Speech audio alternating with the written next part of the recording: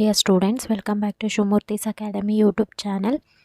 ಇವತ್ತಿನ ವಿಡಿಯೋದಲ್ಲಿ ನಾವು ಇವತ್ತು ನೀಡಿದಂತಹ second PUC economics Kannada medium ಅವ್ರ ಕ್ವಶನ್ ಪೇಪರ್ಗೆ ಸರಿಯಾದ ಉತ್ತರವನ್ನು ನೋಡ್ತಾ ಹೋಗೋಣ.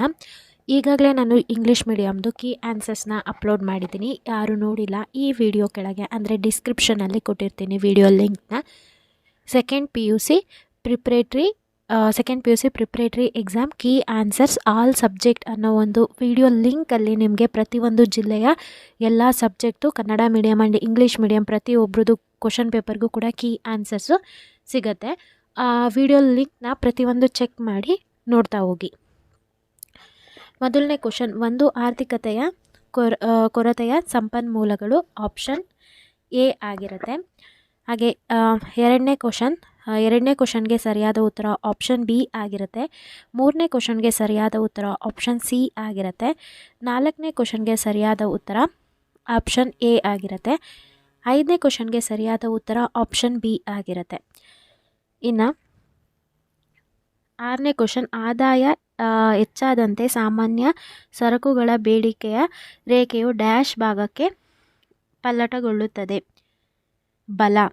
ಡ್ಯಾಶ್ ತೆರಿಗೆಯು ಸರ್ಕಾರವು ಉತ್ಪನ್ನದ ಪ್ರತಿ ಘಟಕದ ಮಾರಾಟದ ಮೇಲೆ ವಿಧಿಸುವ ತೆರಿಗೆ ಆಗಿದೆ.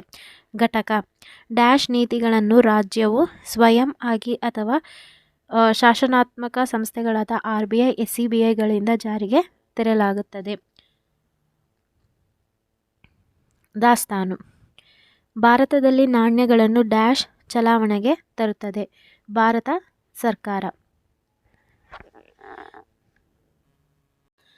ಡ್ಯಾಶ್ ನೀತಿಗಳನ್ನು ರಾಜ್ಯವು ಸ್ವಯಂ ಆಗಿ. ಸೊ 8ನೇ ಕ್ವಶನಿಗೆ ಸಮಗ್ರ ಆರ್ಥಿಕ ಗೊತ್ತಾಯ್ತಾ. ನೆಕ್ಸ್ಟು ಮ್ಯಾಚ್ ದ ಫಾಲೋಯಿಂಗ್ ನೋಡ್ತಾ ಹೋಗೋಣ. SMCಗೆ delta TC divided by delta Q. ಸಾಮಾನ್ಯ ಲಾಭ, ಶೂನ್ಯ ಲಾಭ. ಆದಮ್ ಸ್ಮಿತ್, ಕಾಣದ ಕೈ. ಮನಿ, ವಿನಿಮಯ ಮಾಧ್ಯಮ. ಉಳಿತಾಯ Y-C.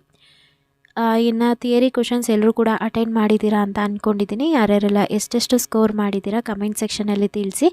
ಈ ವಿಡಿಯೋ ಏನಾದರೂ ನಿಮಗೆ ಯೂಸ್ಫುಲ್ ಆದರೆ ಲೈಕ್ ಮಾಡೋದನ್ನ ಮರಿಬೇಡಿ, ಜೊತೆಗೆ ಸಬ್ಸ್ಕ್ರೈಬ್ ಆಗಿ. ಹಾಗೆ ಈ ವಿಡಿಯೋನ ನಿಮ್ಮ ಫ್ರೆಂಡ್ ಸರ್ಕಲ್ನಲ್ಲಿ ಆದಷ್ಟು ಶೇರ್ ಮಾಡಿ. ಈ ಒಂದು ಕ್ವಶನ್ ಪೇಪರು ನಿಮ್ಮ ಎಕ್ಸಾಮಲ್ಲಿ ಬರೋ ಸಾಧ್ಯತೆ ತುಂಬಾ ಇರುತ್ತೆ. ನಾನು ನಿಮಗೆ ಚಾಪ್ಟರ್ ವೈಸು ಏನು ಫಿಕ್ಸ್ಡ್ ಕ್ವಶನ್ಸ್ ಅಂತ ಕೊಟ್ಟಿದ್ದೀನಿ, ಮೊದಲು ಅದನ್ನು ನೀವು ಓದ್ಕೋಬೇಕಾಗತ್ತೆ. ನಂತರ ನಾನು ಅಪ್ಲೋಡ್ ಮಾಡೋ ಎಲ್ಲ ಕ್ವಶನ್ ಪೇಪರ್ನ ನೀವು ರೆಫರೆನ್ಸ್ ಆಗಿ ಇಟ್ಕೋಬೇಕು. ಯಾವುದೋ ಒಂದು ಕ್ವಶನ್ ಪೇಪರ್ನ ನೀವು ಓದ್ಕೊಂಡೋಗಿ ಇದೇ ಕ್ವಶನ್ ಪೇಪರ್ ಬರುತ್ತಾ ಮ್ಯಾಮ್ ಅಂತ ಅಂದರೆ district wise question paper change ಇರುತ್ತೆ. ಓಕೆನಾ. ಅದಕ್ಕೆ ನೀವೇನು ಮಾಡಬೇಕು, ನಾನು ಏನು chapter wise fixed question blue print analysis ಮಾಡಬೇಕಾದ್ರೆ ಯಾವ್ಯಾವ ಚಾಪ್ಟರ್ ಓದಬೇಕು ಅದನ್ನೆಲ್ಲ ಹೇಳಿದ್ದೀನಿ. ಅಷ್ಟನ್ನು ನೀವು ಓದ್ಕೋಬೇಕು. ಆ ಎಲ್ಲ ವಿಡಿಯೋ ಲಿಂಕು ಕೂಡ ನಾನು ಡಿಸ್ಕ್ರಿಪ್ಷನಲ್ಲಿ ಕೊಟ್ಟಿರ್ತೀನಿ, ನೀವು ಚೆಕ್ ಮಾಡ್ಕೋಬೋದು. ನೀವು ಇನ್ನೂ ನನ್ನ ಚಾನಲ್ಗೆ ಸಬ್ಸ್ಕ್ರೈಬ್ ಆಗಿಲ್ಲ ಅಂದರೆ ಸಬ್ಸ್ಕ್ರೈಬ್ ಆಗಿ ಇದೇ ರೀತಿಯಾದಂಥ ವೀಡಿಯೋಸ್ಗಳಿಗಾಗಿ. Thank you.